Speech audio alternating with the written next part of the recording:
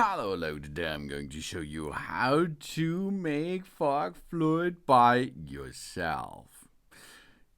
Let's start to make such a nice fog for your fog machine. First step, we will need two or three liquids: glycerina vegetal and propylene glycol, and of course distilled water.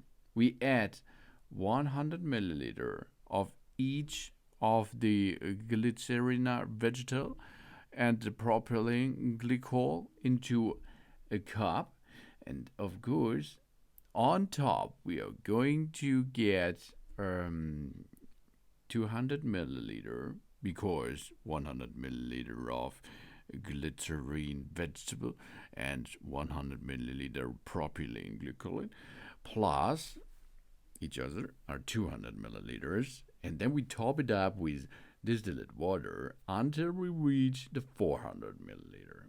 Job's done. So our fog fluid is ready to get into the fog machine. After a little mix, we can start the fog machine and heat them up and have fun with a big nice fog comes out of that machine. And we did it our way. Thanks for watching. Please subscribe and give them a positive feedback, and I hope to see you again on my channel. Dun dun!